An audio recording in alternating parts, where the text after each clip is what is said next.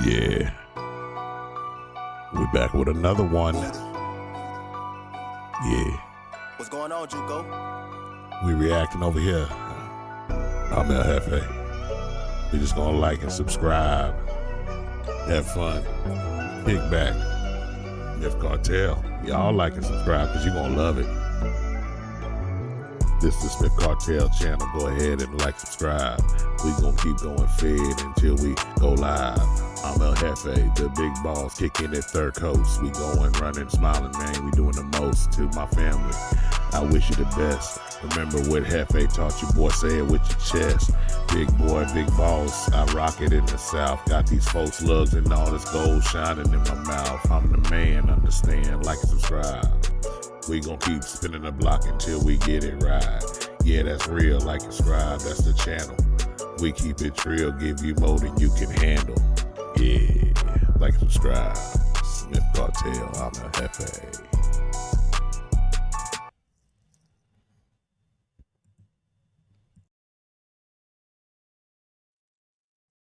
All right. Smith Cartel channel, like and subscribe to the channel. I'm Jefe. We back with another one. Ooh, I remember this one, boy. I was out in Virginia when this was going down.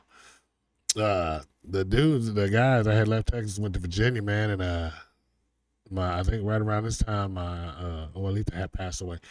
But he's a DC snipers, man. This is the DC sniper manhunt killing spree of 2002.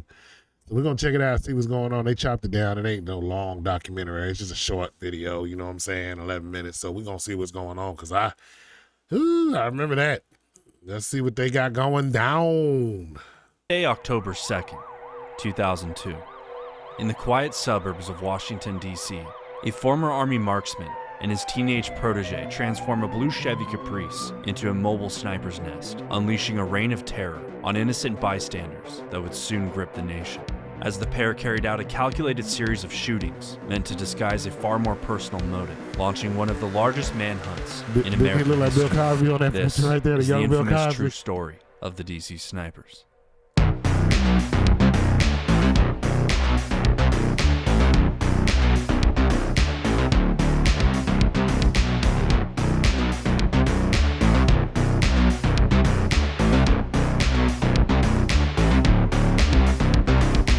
In 1997, 39-year-old John Allen Muhammad, born John Allen Williams, was a man untethered. As a former Army sergeant and trained marksman, Muhammad had once worn the uniform proudly, serving in the Gulf War, receiving extensive weapons training, qualifying on the M16, the M16, I know about that, and excelling at long-range rifle marksmanship. He left the Army with a vast set of skills, but no direction. And not even 1 year into his civilian life, that foundation began to crumble. His marriage collapsed. He lost custody of his 3 children, and he began spiraling, feeling a deep resentment toward the court system, his ex-wife, and what he saw as a government that had failed him. There is a parenting plan that was entered by the court. So the children are coming missing. According to the court's order, they're going with mother. And in 1999, he kidnapped his children, disappearing with them for over a year, crossing into Mexico, and eventually landing in Antigua using forged documents. And that's where he'd meet his protege, Lee Boyd Malvo, a 15-year-old Jamaican native whose mother dragged him across Antigua in search of work, sometimes leaving him for weeks at a time. He just was with out strangers. there just He was undocumented, begging for food and unsupervised, everything. and starving for guidance. Muhammad saw him wandering alone, desperate and detached. He bought him food, gave him a mattress, and slowly gained his trust. But it wasn't compassion. It was recruitment. Yes, Muhammad began grooming Malvo like a soldier. He taught him how to shoot, how to isolate, how to obey. He fed him survivalist ideology, distorted religion, and a worldview built around betrayal, violence, and control. He even taught him how to forge documents and assume new identities. He didn't just play father, he became commander. And Malvo, an impressionable young man, he knew he was impressionable. That's what it was. And became his disciple. He could By make him 2001, his disciple. Muhammad returned to the U.S. without his kids, but returned with Malvo, who at this point referred to Muhammad as Dad. They bounced between Washington State, Florida, and the East Coast, often living out of shelters, cheap motels, and eventually their car. To outsiders, they looked like drifters. But it wasn't transits. homelessness. It was movement prep, because Muhammad was building something. He knew that if his ex-wife turned up dead, he'd be the prime suspect. So instead, he began designing a false pattern of violence, a string of random sniper killings that would paralyze the public, stretch law enforcement thin, and make her murder blend into the noise. The goal was simple: kill enough strangers to confuse the narrative, make his ex-wife look like another random victim, demand $10 million from the government as a cover story, then vanish with Malvo under a new identity. The duo had purchased a 1980 Chevy Caprice at an auction in New Jersey for $250, which they modified into a rolling sniper's nest. The back seat was gutted, allowing Malvo to crawl into the trunk. A small hole was cut above the license plate, and inside, a Bushmaster XM15, chambered in 223, was mounted on a fixed bipod, dialed in for long-range accuracy. And when the trunk closed, it looked like any old sedan parked at a gas station. But inside, it was a camouflaged kill box. Yeah. Pretty much. Still looking for a new job? I just found out my dad's sister's husband is golfing buddies with the CEO of a great company. So basically,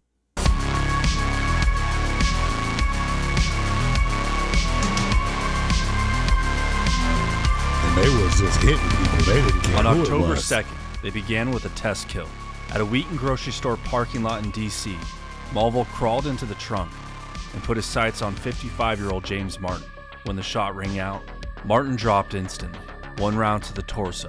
No witnesses, no shell casings, no vehicle description. Just a man dead on the pavement in the blink of an eye. From that first kill, pretty much. their confidence solidified, and the blueprint to their rampage began to take shape. As the next morning, the real assault began. October 3rd was a bloodbath. At 7:41 a.m., 39-year-old Sonny Buchanan was mowing grass in Rockville and shot dead in the back by Malvo. At 8:12 a.m., 54-year-old Prem Kumar Welliker was filling up at a Shell station in Told you, they were Aspen just hitting Hill people and shot random. in They the didn't chest. care. At 8:37 a.m., 34-year-old Sarah Ramos sat on a bench outside a post office and was shot in the head. At 9:58 a.m., 25-year-old Lori Ann Lewis Rivera was vacuuming her minivan in Kensington and shot before the machine stopped running. That evening, in D.C., 72-year-old Pascal Charlotte was walking down Georgia Avenue when a bullet punched through his chest, killing him instantly. Hitting him right And in as the they torso. crisscrossed through the D.C. metro area, they moved like ghosts and kept moving between attacks. They'd park at rest stops, rotate license plates, and map out locations. Places where people stood still, vulnerable, predictable, consistent. Where crowds were. stalking That's what the it rhythm was. It was where of the everyday crowds were. life. And by the time the local authorities even realized what was happening, 5 people were already dead, and Muhammad and Malvo were 20 miles away. And this was just the beginning. Meanwhile, the FBI flooded the DC area. A multi-agency task force was activated. Local PDs, the FBI, ATF, and Secret Service began their scramble, and pressure came down from the top to find them now. Nothing like They this has couldn't. ever They happened moved in too Montgomery much. They County. moved too quick. This is a very safe community. Somebody Our told me he homicide passed rate away. just increased by 25% in one It's day. crazy. Rest in peace. Law to him, enforcement sources say the weapon was a high-power rifle, fired in some Not cases in at this, least but of old from a age. distance. We feel like we probably have a skilled shooter, and that does heighten our concern. So he On is October older than this 4th, is the in- pair stuck to major routes: Georgia Avenue, 2000, I Rockville heard it. Pike, Interstate 270, and Route 355, even heading south to Fredericksburg, where they shot a woman outside a Michael's craft store who survived. But this time, they left 2 things behind: a .223 casing and a tarot card, specifically the death 223s, card. boy, that's what I shoot signed, with. "Call Me God." I'ma hit you with a Muhammad didn't 223. want to just terrify. He wanted control, and he wanted attention, raising the stakes with each kill. As on October 7th, they targeted a child. 13-year-old Iran Brown was Yeah, struck I in think Bowie, he got Maryland, hit in the while being backpack. dropped off at school. At school, He in the parking fortunately lot. survived, but just barely. A note was left in the woods nearby, warning police the kids were now fair game. And inside the note was yet another tarot card with the same words, "Call Me God." And while still not enough to profile, the FBI at least had something. But by now the media frenzy had taken over the country. Gas stations erected tarps to shield customers, People Yeah, I zigzagged remember all across that. parking lots. School sports were canceled, and parents even Told everybody refused to to walk send in their a kids to zigzag. school altogether. Law enforcement set up roadblocks, questioned hundreds, and deployed helicopters. They were desperate to find a link, but the shooters were ghosting across county lines, picking victims at random, and obeying no timeline. There was little pattern or predictability. And on October 9th, Dean Harold Myers was shot dead at a Manassas gas station. Yeah, they and still on got October him. 11th, Kenneth Bridges, a businessman, was gunned down at an Exxon off I-95.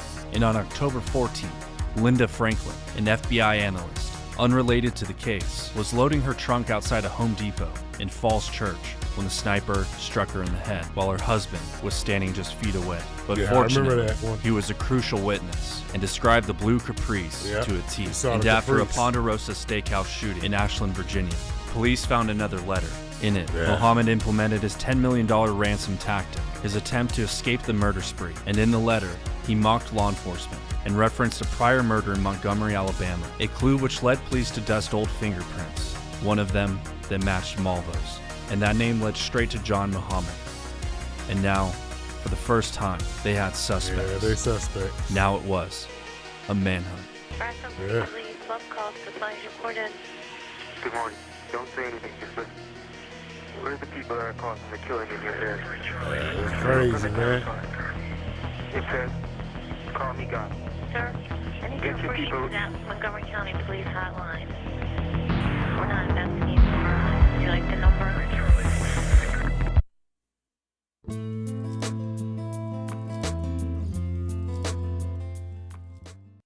We've got about 50 million followers. We're in the billions of views, and we're a small team.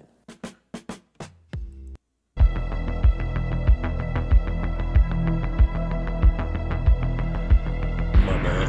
I'm over here On playing. October I'm over 23rd, here as the playing with names my new went mouse. public, a It's truck like a driver single mouse, spotted so a you blue can roll Chevy the ball. Caprice It's weird. parked at a I rest gotta get stop used to off it. I-70 in Myersville, I used to call them old people around ball 3 a.m. mouses. Police but quietly closed in it's on the old vehicle balls. and violently awoke both men sleeping inside with a swift I said old people balls. I mean, old people mouses, the one with the ball on it. Then I'm get used to it.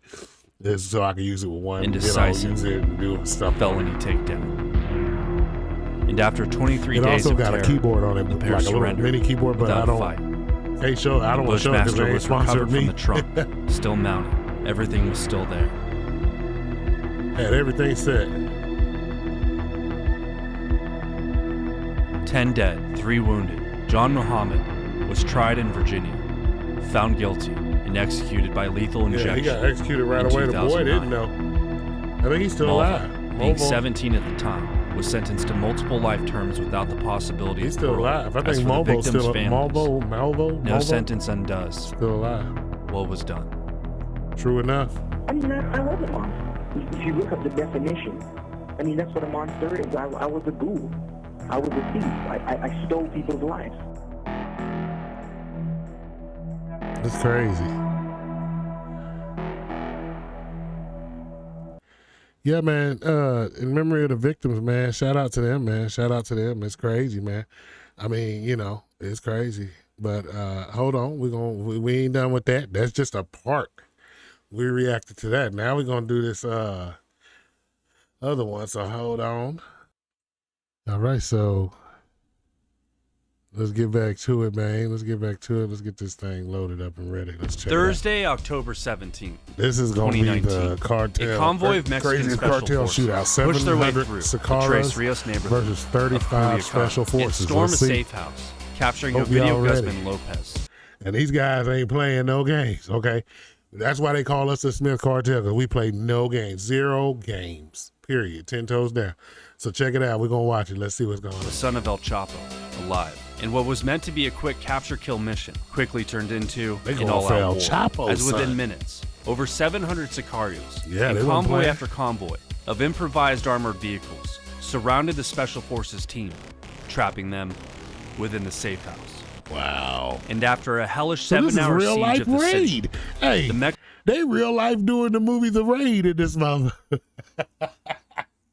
They said we got them in here. It's all, baby. They really doing the real life raid in this mug, man. That's crazy. Mexican government was left with little choice. Release Ovidio, or everybody dies.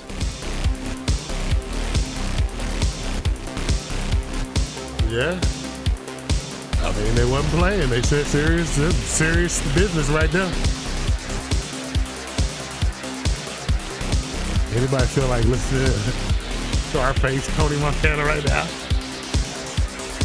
By 2019, 28-year-old Ovidio Guzman Lopez was no longer just El Chapo's son, but one of the most powerful men in the Sinaloa cartel. And with his father serving a life sentence in the United States, Ovidio and his brothers, Los Chapitos, assumed control over key factions of the cartel's operations, which was mostly the brothers indulging in products, but ensuring his father's empire remained intact. Ovidio extended his role far beyond trafficking. He became a financier, a strategist, and an enforcer, managing the cartel's cash flow, product distribution, and security infrastructure. Under his leadership, the cartel expanded its influence, fortified its operational networks, and ensured that law enforcement could never get too close. His recruitment of young, highly armed sicarios, coupled with his use of sophisticated technology, made him a new breed of cartel boss, one who relied on both raw firepower and encrypted communication to stay ahead of authorities. And at the same time, then-President Andres Manuel Lopez Obrador, conform to the new had taken a soft approach to cartel violence, shifting away from the military-driven crackdowns of previous administrations. His policy of hugs not bullets prioritized de-escalation over direct confrontation, which inadvertently allowed the Sinaloa cartel to grow even stronger. Imagine that. With less military pressure, Los Chapitos cemented their control. I'm going to tell y'all the reason why he say that is because most of them are in their pocket. Expanded smuggling corridors and solidified their dominance over rival factions. And Ovidio was especially careful in securing the cartel's infrastructure. His use of high-tech communication networks made it difficult for authorities to track his movements, as he and his associates relied on phantom secure encrypted mobile phones, which were modified to be untraceable, and private radio. Man, I swear it feels like Scarface, like that movie, like the movie Scarface, when he started making the money, and it was what was the name of that song? Take it to the limit, limit. One step close to man. That was man. I remember watching that as a kid, boy. Networks, Scarface, surveillance man. Efforts. These counter-surveillance tactics gave the cartel a military-like advantage, ensuring that law enforcement was always playing catch-up. However, while Mexico hesitated, the DEA had already marked Ovidio as a high-value target, and U.S. authorities had been tracking his movements they might not since want to the do it day with US. of El The USA Chapo's was like, "No, we coming to get you." Anticipating that he would step up to fill the power vacuum left by his father. And the U.S. Department of Treasury's Office of Foreign Assets Control formally designated Ovidio as a key lieutenant of the Sinaloa cartel under the Foreign Narcotics Kingpin Designation Act, a designation that greenlit international indictments against Ovidio and his associates. All of them look like they breath But taking down Ovidio would be no simple task. The Sinaloa cartel was no longer just a criminal empire. It was a paramilitary force, an underground shadow government. And by many accounts, Obrador's administration feared that attempting to detain Ovidio would trigger a war in Culiacan, a city where the cartel held more influence than the government itself. But despite these fears, U.S. pressure continued to mount, and the DEA had built a solid case linking Ovidio to multi-ton shipments of narcotics flooding into the United States. That's crazy when the government in your country don't even want a Mexico's law enforcement signed the arrest warrant, and the plan was set in motion. But before we get into the operation, a quick word from the sponsor of today's video, Aura. In today's world, data brokers hold information on over 500 million people, each with thousands of data points. This $319 billion industry is rapidly growing and with little regulation. With data breaches and cybersecurity threats, Mexico's elite special. Sponsor me.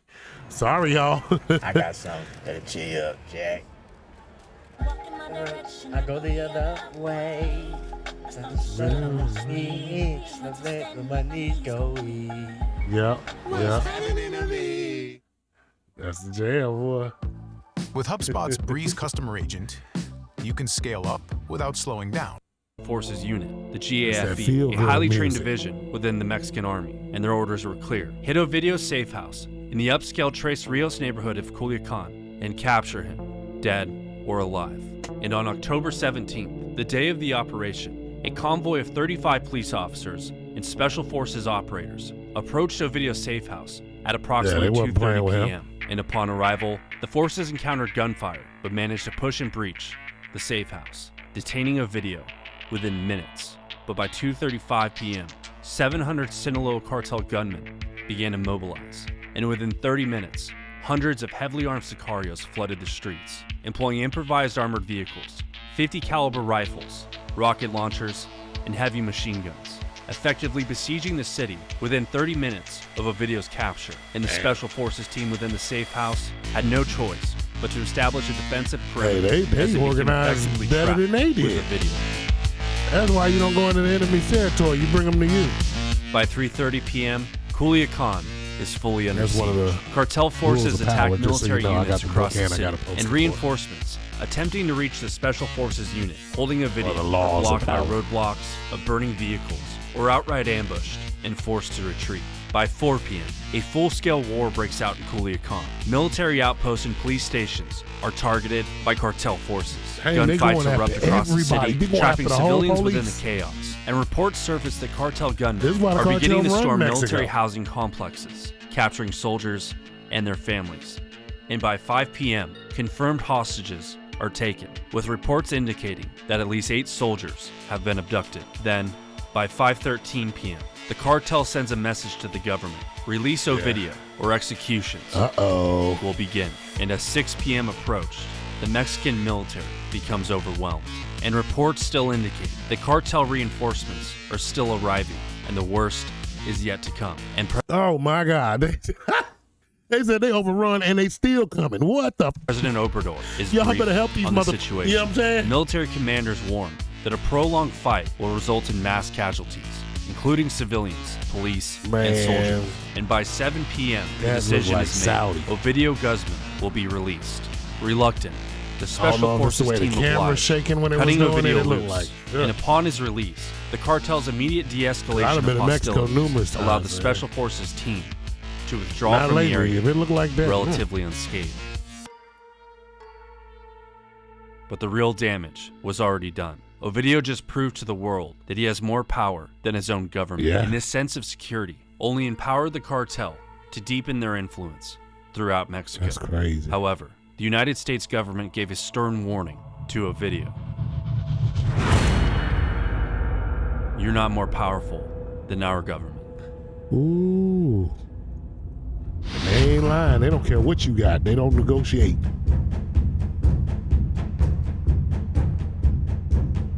By January of 2023, the U.S. launched an operation that was much larger, more coordinated, and designed to be over Yeah, they before the came cartel ready. could even react. Dubbed came Operation ready. Mongoose Azteca, U.S. intelligence pinpointed Ovidio at a new Mongoose safe Azteca. house in the Jesus Maria district of Culiacan, and on January 5th, the operation was a go. Mexican special forces mobilized into Jesus Maria.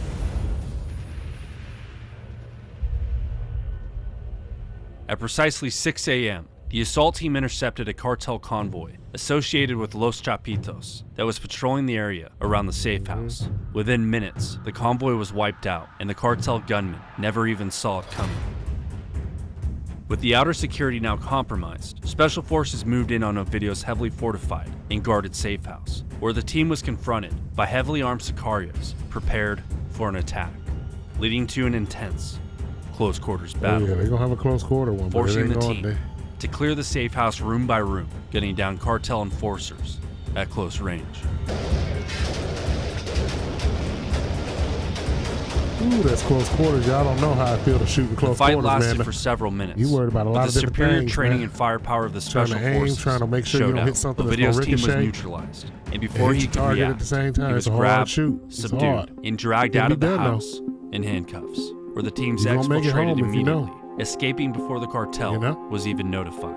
And by the time they realized what had happened, Ovidio was already gone. Yeah, he burnt off. That's his first line of defense, is hearing any kind of bombs, anything. He was gone already. The Special Forces team successfully captured Ovidio along with 18 of his associates. However, the raid resulted in the deaths of 10 soldiers, 19 suspected cartel members, and 1 police officer. That sucks. And all hell broke loose in Sinaloa as the U.S. consulate in Hermosillo was fired upon, and fires and roadblocks once again shut down shooting at Culiacan. everybody. Even the They Culiacan shooting International at all the Airport US was states that it's temporarily on. closed after 2 planes, including an Aeromexico airliner, in a military aircraft were struck by gunfire.